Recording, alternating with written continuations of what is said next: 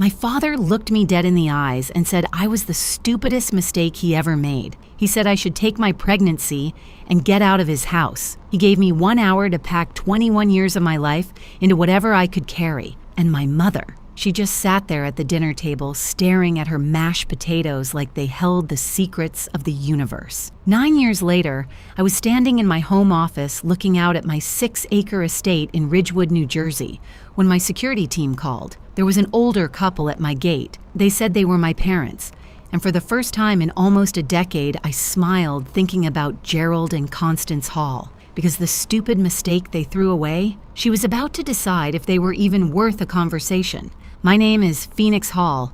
I was 21 years old when my world collapsed, and I need to tell you how I built a new one from the wreckage. Growing up in Ridgewood, I was never the daughter my father wanted. Gerald Hall owned a mid-sized construction company, and from the moment I was born, he made his disappointment clear. He wanted a son.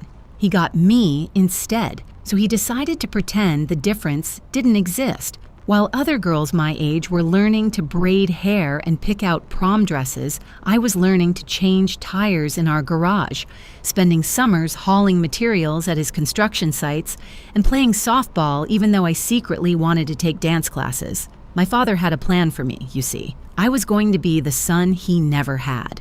I was going to take over Hall Construction and continue his legacy. The fact that I was a girl was just an inconvenience he chose to ignore. I got pretty good at ignoring it too.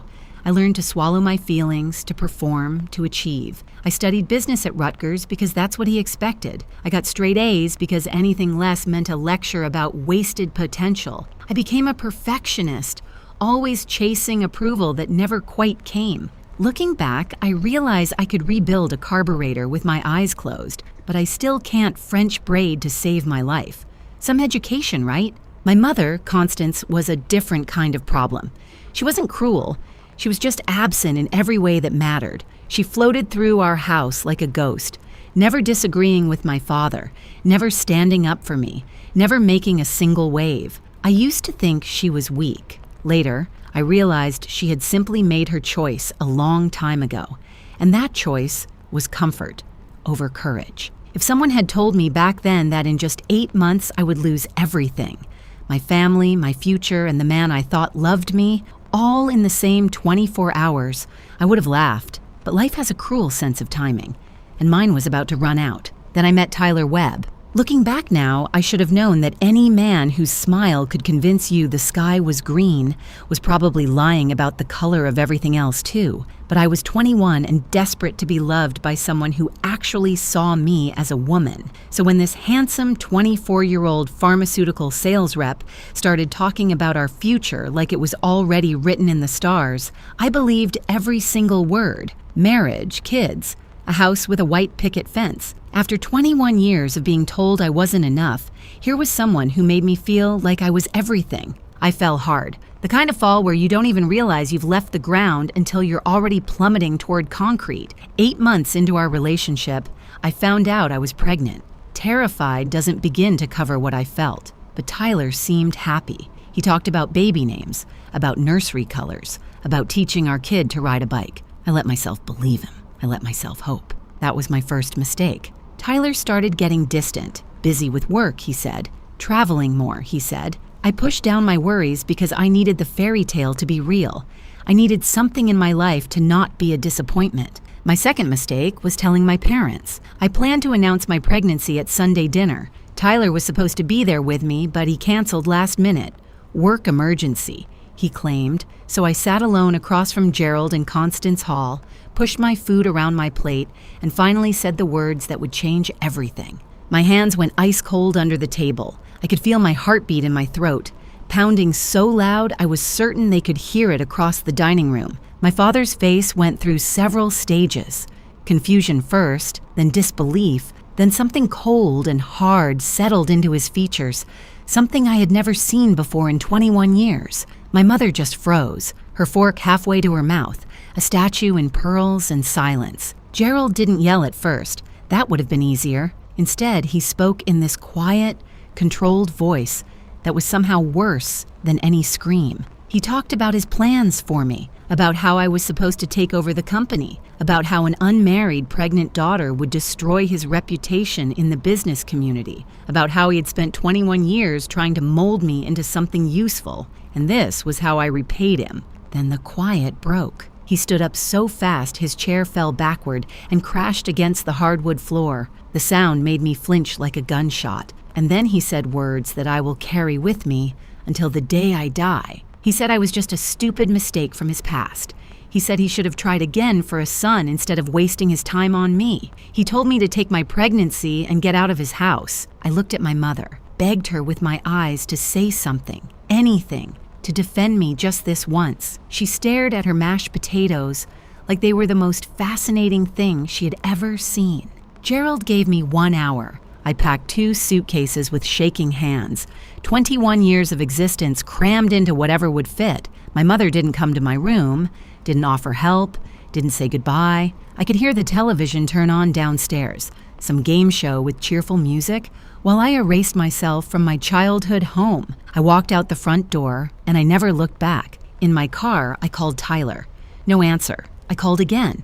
Voicemail. I sent a text with trembling fingers telling him my father had kicked me out, telling him I needed him. 3 hours I waited for a response. 3 hours of sitting in a dark parking lot, watching my phone screen like it held my entire future, praying for the fairy tale to survive just a little longer. Then his message came through, and whatever was left of my naive little heart shattered into pieces so small I wasn't sure I'd ever find them all. Before we continue, if you're enjoying this story, please hit that subscribe button and tell me in the comments where you're watching from and what time it is there. I see every single comment, and they mean the world to me. Thank you so much for your support. Now, where were we, right? Tyler's message, 6 words. That's all he gave me. After 8 months, after all those promises, after talking about our future and our baby and forever, 6 words on a glowing screen in a dark parking lot. He said he couldn't do this. He said he was sorry. He told me not to contact him again. I didn't listen. Of course I didn't. I called him probably 40 times that night. Every call went straight to voicemail until eventually the number just stopped connecting at all. He had blocked me. The man who talked about our children's names had blocked me like I was a telemarketer. The next morning, I drove to his apartment. I needed answers. I needed to look him in the eye and understand how someone could transform from Prince Charming into a ghost overnight. A woman answered the door. She was pretty, put together, wearing an engagement ring that caught the morning light like a tiny disco ball of betrayal. Her name was Lauren, and she had been engaged to Tyler Webb for 2 years. 2 years. While Tyler was whispering promises in my ear, he was going home to a fiancé who had no idea I existed. I was the other woman in a story I didn't even know I was part of. The morning sickness I'd been fighting suddenly had nothing to do with pregnancy. Lauren and I just stared at each other for a moment. 2 women realizing we'd been loving the same lie. Then Tyler appeared behind her, and the mask finally came off. There was no charm left, no warmth. He looked at me like I was an inconvenience, a mess he needed to clean up. He told me to handle my problem and shut the door in my face. I should have seen the signs. The man took work trips to supposedly exotic locations, but never came back with a tan or a single photograph. I used to think he was just private. Turns out, he was just a professional liar with a frequent flyer account. So there I was, 21 years old, pregnant, disowned, and dumped in the span of 24 hours. I had $847 in my savings account. My father had already called every relative we had, poisoning the well before I could even reach out. My aunt tried to send me money secretly, but Gerald found out and threatened to cut her off completely. Even my mother managed to sneak $500 to me through a cousin, but when my father discovered it, he took away all her credit cards as punishment. I found a room in a boarding house in Newark. It smelled like mildew and broken dreams, but it was $60 a week, and that was all I could afford. I worked 3 jobs. Mornings at a bakery, starting at 4 in the morning, covered in flour and exhaustion. Afternoons at a dry cleaner, pressing other people's clothes while my own fell apart. Evenings at a call center, getting yelled at by strangers until 10 at night. I would fall into my tiny bed, sleep for 5 hours, and do it all again. My body held on as long as it could. At 6 months pregnant, I collapsed during my shift at the call center, just crumpled right there between the cubicles like a puppet whose strings got cut. I woke up in a hospital with a doctor telling me I was killing myself and my baby. He said I had to slow down or I would lose her. I quit 2 of my jobs. I had no choice. I survived on one income, food stamps, and a level of anxiety that probably should have had its own zip code. My daughter was born in April. I named her Iris, after the flower and the goddess of rainbows, because she was the only color left in my gray world. She came into this life in a delivery room with no family waiting outside, no father pacing the halls, no grandparents eager to hold her. Just me, exhausted and terrified and more in love than I had ever been in my entire life. The nurse asked if my family was coming. I told her they were traveling. It was easier than explaining that my family had thrown me away like yesterday's garbage. I held Iris in my arms, this tiny, perfect human who had done nothing wrong except exist, and I made her a promise. I swore she would never, ever know what it felt like to be unwanted. My father, meanwhile, was busy erasing me from existence. He told everyone in Ridgewood that I was troubled, making poor choices.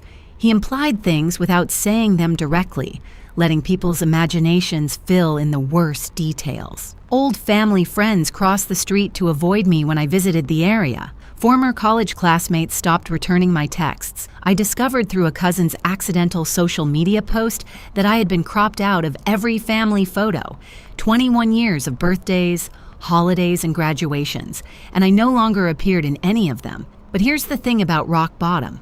Once you're there, there's nowhere to go but up. And I learned that year how to stretch $12 across 7 days of groceries. I learned 47 different recipes involving rice and beans. To this day, I'm worth millions, and I still can't look at a kidney bean without my eye twitching a little. Some traumas stay with you. The wound that cut deepest wasn't my father's rage, though. It was my mother's silence. Constance Hall had watched her only daughter get thrown out into the world, pregnant and alone. And she had said nothing, done nothing, chosen nothing except the path of least resistance. A few months after Iris was born, I wrote my mother a letter. I poured my heart onto that paper. I told her about her granddaughter. I begged her to meet Iris, to be part of her life, to choose love over fear just this once. Her response came 2 weeks later. 1 paragraph. She said, "My father thought it was best if they moved on." She said she was sorry. That single word, so small and weak and useless. It was worse than silence. At least silence didn't pretend to care. On Iris's first birthday, I threw her a party in our tiny apartment. Just the 2 of us, a cake from the discount rack at the grocery store with a dent in the frosting, and a single balloon I found on sale. I was exhausted, broke, eating cake that tasted like survival and pretending it was sweet. But my daughter smiled at me. This huge, gummy, joyful smile that didn't know anything about absent fathers or cruel grandfathers or mothers who chose comfort over their children. And something shifted in my chest.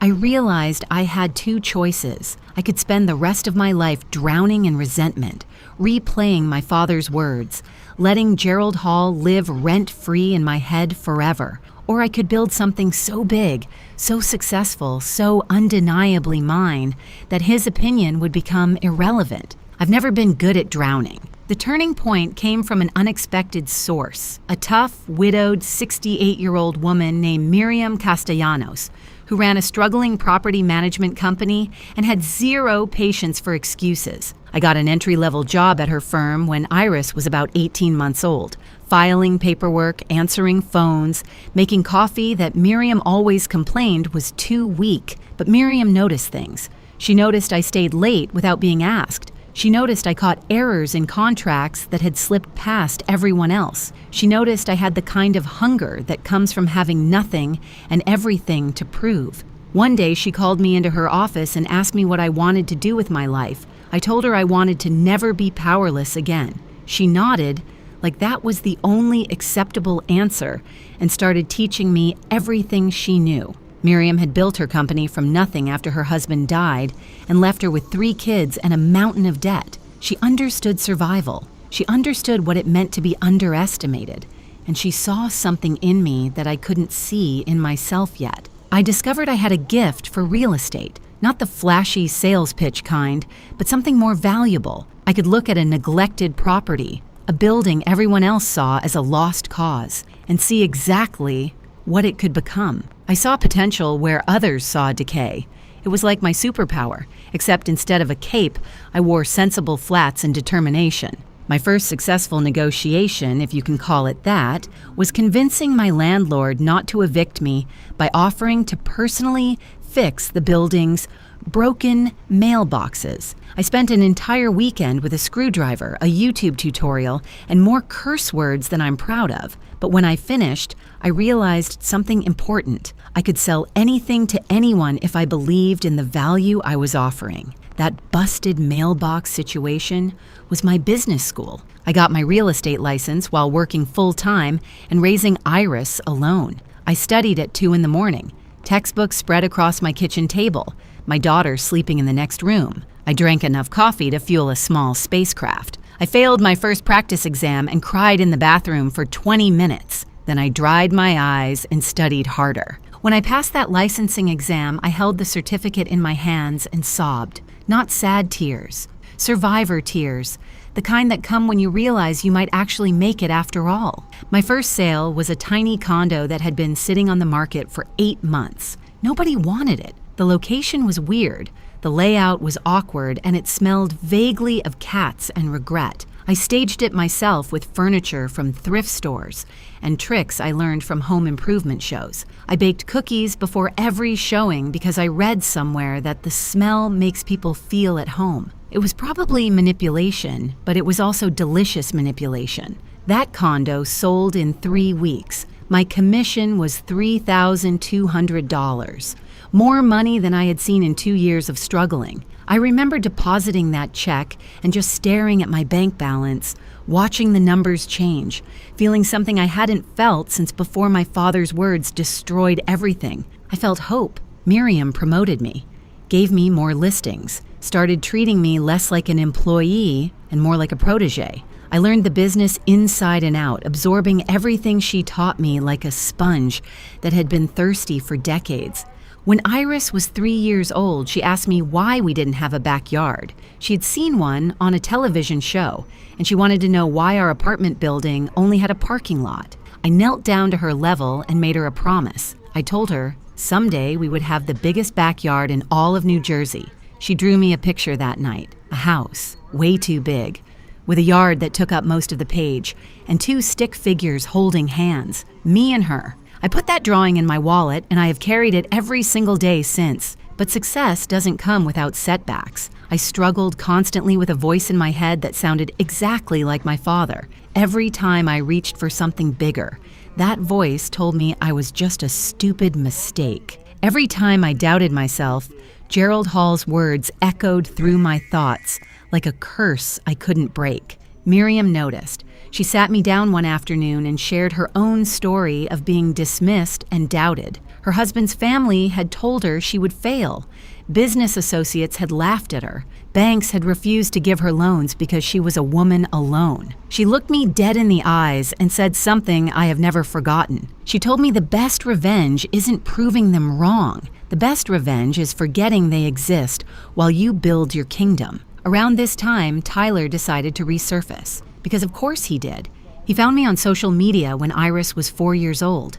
His message was all false concern and carefully worded questions. He had heard I was doing better. He wanted to reconnect. He thought maybe they should discuss Iris's future. What he meant was, he had heard I wasn't destitute anymore and wanted to either ease his guilt or see if there was money to be had. I screenshot every message, saved them in a folder, and never responded.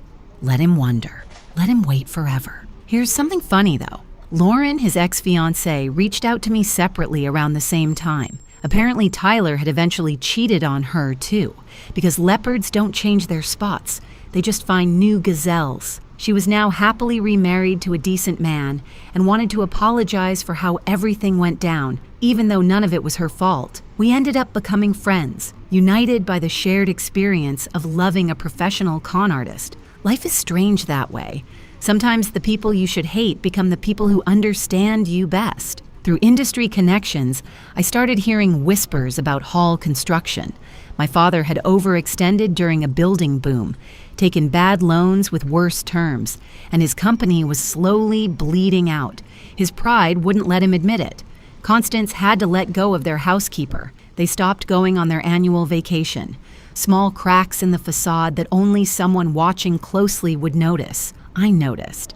I didn't feel satisfaction. Not yet. I was too busy building my own empire to waste energy on his crumbling one. By the time Iris started first grade, I had saved $180,000. I had a plan, a reputation, and a future that had nothing to do with Gerald or Constance Hall. I wasn't planning revenge. I was simply too busy for revenge. But if my success happened to shine a light on exactly what they threw away, well, that was just good positioning. By the time I was 28 years old, I had learned something important about myself. I wasn't just a survivor, I was a builder. Miriam Castellanos decided to retire. 68 years of working, fighting, and proving everyone wrong had earned her a beach somewhere warm where nobody knew her name and nobody needed her expertise. Before she left, she sat me down and offered me her entire client list at a price so low it was practically a gift. I tried to argue, tried to pay her what it was actually worth. She just looked at me with those sharp eyes that had seen everything and said this was her investment in the future. She said she wanted to watch what I would build, and she couldn't do that if I was broke from overpaying her. Then she handed me a bottle of champagne, told me not to open it until I made my first million, and walked out the door. I still have that bottle. I'm saving it for something even bigger now. I launched Phoenix Rise Properties from a tiny office in Hoboken with one desk, one chair, and more ambition than square footage. The name wasn't subtle, but subtlety had never gotten me anywhere. I was a phoenix. I had burned, and I had risen. Anyone who had a problem with that could take it up with my profit margins. My specialty became finding neglected properties in neighborhoods that were about to transform. Buildings everyone else dismissed as lost causes. I would buy them, restore them with care and intelligence, and sell them for considerably more than I paid. My first major project was a condemned apartment building in Jersey City that the city was about to demolish. I saw potential where everyone else saw rubble. 18 months and a lot of sleepless nights later, I had converted it into luxury condos that sold out in 6 weeks. That project made me $1.2 million in profit. I remember sitting in my new office staring at the numbers, trying to make them feel real. 8 years earlier, I'd been eating dented birthday cake in a boarding house, wondering if I could afford diapers. Now I was a millionaire. Not inherited wealth, not family money, mine. Every dollar earned through work and will, and refusing to quit when quitting would have been so much easier. I deliberately kept a low profile during those years, used my business name on everything, rarely my personal name. No social media presence, no photographs in industry publications, no flashy displays of success. My office was in Hoboken, far from Ridgewood and the people who used to know me. Anyone from my old life wouldn't have recognized the confident businesswoman in tailored suits who closed deals worth more than their houses. The transformation from struggling single mother to real estate developer still surprises me sometimes. I went from owning 2 pairs of work pants to having a closet organized by season and occasion. I still keep those original 2 pants though. They're framed in my closet like art. Some people hang diplomas. I hang polyester blend reminders of where I started. Through it all, Iris remained my center, my reason, my North Star. When she was 7, she started asking about grandparents. Her friends at school talked about visiting grandma's house, getting spoiled with cookies and presents, having that special relationship that grandparents and grandchildren share. Iris wanted to know why she didn't have that. I told her a simplified version of the truth. I explained that sometimes adults make choices that hurt people they should love, and my parents had made that choice. I didn't poison her against them. I didn't use her as a weapon for my own pain. I just told her the facts in words a 7-year-old could understand. She thought about it for a moment, this beautiful girl with my eyes and her own fierce spirit. Then she shrugged and said it was their loss because I was the best mom ever. I cried in the shower that night, Happy tears and sad tears all mixed together, washing down the drain along with the last remnants of hope that my parents might somehow change. Speaking of change, I should tell you about Russell. Russell Okonkwo was an architect, 34 years old, divorced with a young son, brilliant at his work, and patient in a way that felt foreign to me. We met at an industry conference when I was 29. He was presenting on sustainable building design. I was pretending to take notes while actually judging everyone's business cards. He asked me to coffee afterward. I said no. He asked again a month later. I said no again. The third time, 6 months after that, I finally said yes, mostly because his persistence had become impressive enough to reward. Here's the thing about Tyler Webb. He didn't just break my heart. He broke my ability to trust. For years after him, I couldn't look at a man's kindness without searching for the hidden agenda. Every compliment felt like the opening move in a con. Every promise sounded like a lie waiting to reveal itself. I had built walls so high around my heart that I wasn't sure anyone could scale them. Russell didn't try to scale them. He just showed up consistently, respected my boundaries, and proved through actions instead of words that he was exactly who he appeared to be. It took years. Literal years of friendship, of slow trust building, of him never once pushing for more than I was ready to give. By the time Iris was 8, Russell and I were officially together. He had earned that place in my life the hard way, which is the only way that matters. Meanwhile, I kept tabs on Hall Construction through public records and industry gossip. Not obsessively, just occasionally. Enough to know that my father's empire was crumbling while mine grew. Gerald had lost 2 major contracts to competitors who were younger, hungrier, and more adaptable. He had taken a second mortgage on my childhood home, the house he had kicked me out of with such righteous fury. My mother's sister mentioned at a community event that Gerald's pride wouldn't let him admit they were struggling. He was still pretending everything was fine while the foundation rotted beneath him. I felt nothing when I heard these things. No satisfaction, no pity, just a kind of distant acknowledgement, like reading about a stranger's misfortune in the newspaper. Then I saw the listing. Thornfield Estate, 6 bedrooms, 4 acres, a historic property in Ridgewood that had been on the market for 2 years because the asking price was ambitious and the renovation needs were significant. It was 3 miles from my parents' house. It was also in one of the best school districts in New Jersey, perfect for Iris as she approached high school years. The property had incredible bones, and I could already see exactly what it could become. I told myself I was buying it because it was a good investment, because Iris deserved that backyard I had promised her when she was 3, because Ridgewood schools would give her opportunities that mattered. All of that was true. But I would be lying if I said I didn't smile when I signed those papers. Some purchases are practical. Some purchases are poetic. This one was both. We moved into Thornfield Estate 2 weeks before Iris's 9th birthday. I was 30 years old, self-made, successful beyond anything my 21-year-old self could have imagined. I had a daughter who knew she was loved, a partner who had earned my trust, and a home that belonged entirely to me. I didn't think about my parents. I didn't need to, but Ridgewood is a small town, and secrets have a very short lifespan. The whispers started within days of my moving in. Ridgewood isn't a big place. People talk. People notice. And when the disowned daughter of Gerald Hall suddenly appears in a historic estate worth more than most people's lifetime earnings, people definitely talk. I heard the rumors secondhand through Russell, who heard them from a colleague, who heard them from a neighbor. Did you hear Gerald Hall's daughter is back? The one he kicked out years ago?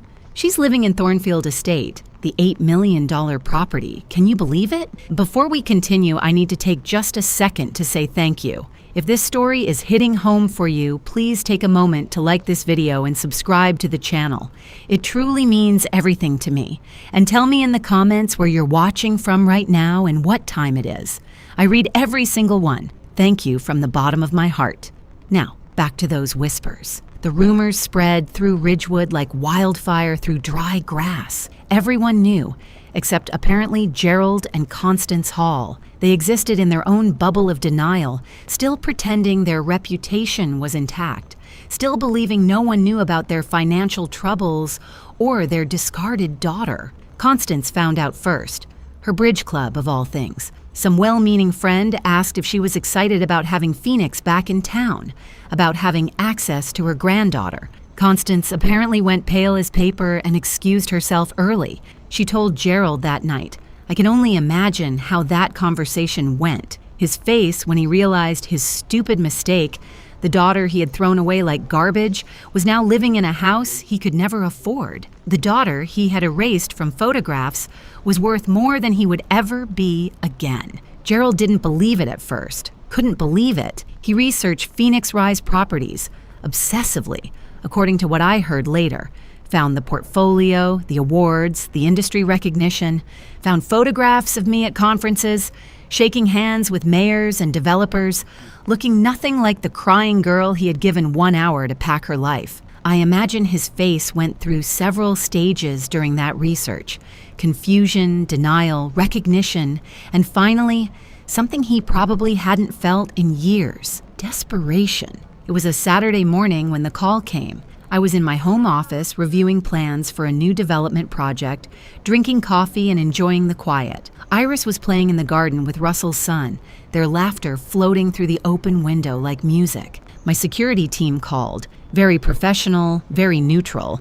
They informed me there was an older couple at the main gate. The couple claimed to be my parents and requested entry to the property. My heart stopped, then it started again, faster than before. I looked out the window at Iris, my daughter, happy and innocent, unaware that the people who had rejected her before she was even born were currently standing at our gate, waiting to be let in. I told security to inform them I would be there shortly.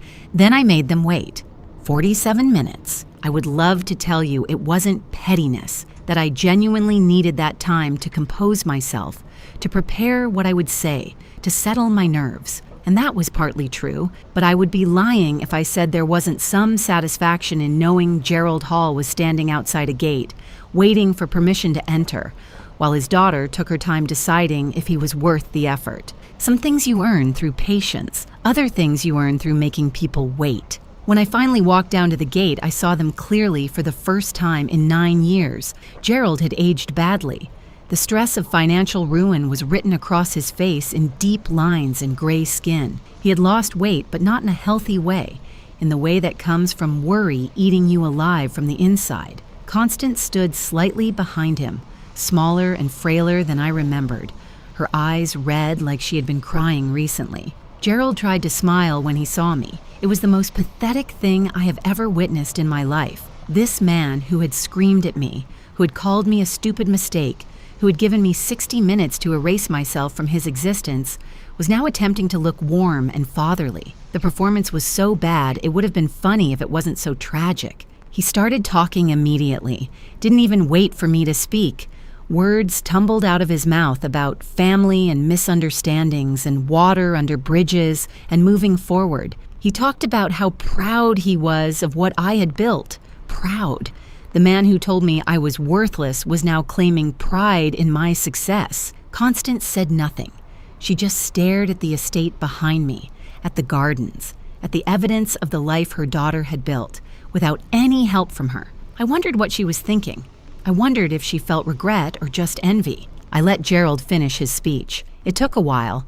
He had clearly rehearsed it, though not well enough to make it convincing. When he finally stopped talking, I spoke for the first time. I didn't yell. I had imagined this moment for years, and in my imagination, I always yelled, screamed all the pain and anger and hurt that had been festering inside me, but standing there, looking at this diminished man who used to terrify me, I felt something unexpected, calm. I told him that he had called me a stupid mistake, that he had told me I was nothing, that he had erased me from family photographs like I had never existed. I reminded Constance that she had written me a letter choosing his comfort over her own grandchild, that her sorry was not enough then and would never be enough now. Gerald's facade cracked. He admitted the company was bankrupt. They were about to lose the house. Everything he had built was gone, and he needed help. He actually said those words to me. He said I had to help them because they were my parents. I almost laughed, almost. Because here was the man who had refused to be my father when I needed him, demanding that I be his daughter now that he needed me. He finally saw me as capable, but only because he needed my checkbook. Better late than never, some people might say. Number. Some things are simply too late. I looked at my father for a long moment, really looked at him. This man who had shaped my entire childhood with his disappointment and demands, who had made me feel like a failure simply for being born the wrong gender, who had thrown me away when I needed him most and expected me to crawl back when he needed me. Then I looked at my mother, the woman who had chosen silence over love, who had watched her only daughter get discarded and done nothing, who had written sorry in a letter like that single word could bandage a wound that went bone deep. And I smiled, not with cruelty, not with vengeance, not with the satisfaction of watching them suffer. I smiled because I realized, standing there in front of my beautiful home with my daughter's laughter in the background, that I didn't need anything from them anymore. Not their approval, not their regret, not even their acknowledgement of how wrong they had been. I was free. I told Gerald I wasn't going to help him, not because I wanted him to suffer, but because I didn't owe him anything. He had made that clear 9 years ago when he gave me 1 hour to pack my life into suitcases. The debt between us was settled the moment I walked out his door. I told him I had a daughter who had never known what it felt like to be unwanted. That was my legacy, not saving people who threw me away when I was at my lowest. Then I turned to Constance specifically. I told her she could have left him. She could have chosen me. She could have been a mother when it mattered. She didn't. That was her right, her choice to make. And this was mine. Gerald tried anger first, raised his voice, talked about everything he had done for me growing up, tried to make me feel guilty. It bounced off me like rain off glass. His anger had no power anymore. Then he tried guilt, reminded me they were old, that they had nowhere to go, that I was their only child. I felt nothing. The guilt he was trying to summon had been burned out of me years ago. Finally, he tried something that looked almost like genuine remorse. His voice cracked. His eyes got wet. He said he was sorry, that he had been wrong, that he had made the biggest mistake of his life. Too little. 9 years too late. I told him I hoped he found peace, but he wouldn't find it here. Not at my gate, not in my home, not in my life. Constance spoke for the first time since they had arrived. Her voice was small, barely above a whisper. She asked if she could at least see Iris. Just once, just to see her granddaughter. For one moment, my heart wavered. This was my mother, the woman who had braided my hair when I was little, before Gerald decided that was too feminine. The woman who had snuck me $500 through a cousin when I had nothing. Then I remembered the letter. I remembered sorry. I remembered the years of silence, the years of choosing him over me, the years of letting me struggle alone while she preserved her comfortable life. I told her Iris didn't know she existed, and I said keeping it that way was the kindest thing I could give my daughter. Constance's face crumpled. Gerald put his arm around her, still trying to maintain some dignity, still playing the role of protective husband, even though he had protected nothing. They left, slowly, like they were hoping I would change my mind. I watched them walk back to their car, a vehicle that was older than it should have been, showing the kind of wear that comes from deferred maintenance and stretched budgets. They drove away. I stood at my gate until their car disappeared around the corner, and I felt lighter with every inch of distance between us. Iris came running up a few minutes later, Russell's son chasing behind her. She asked who those people were. I looked at my daughter, this beautiful, happy, confident girl who knew she was loved every single day of her life, who had never been called a mistake, who had never been made to feel like she wasn't enough. I told her they were nobody important, and I meant it. That evening, Russell came over for dinner. We sat in the garden watching the kids play, eating food that I had actually paid someone else to cook because I could afford that now, because I had built something from nothing, and I was allowed to enjoy it. Iris showed Russell her latest drawing, our family, our house, our big backyard with trees and flowers and a swing set, 3 figures holding hands, plus Russell's son beside them. A family that had nothing to do with blood and everything to do with choice. I looked at my life, at the daughter I had raised alone through the hardest years, at the man who had earned my trust through patience and consistency, at the home that belonged entirely to me, paid for with money I had made, through my own intelligence and effort. Not a single piece of it came from Gerald or Constance Hall. And that's exactly the way it should be. Those who throw away their children don't get to claim their success. I rose from the ashes because I had to. My parents never even tried to strike the match. Thank you so much for watching. More of my most gripping stories are already on your screen. Click one now and don't miss the best part. You will love it. See you in the next story.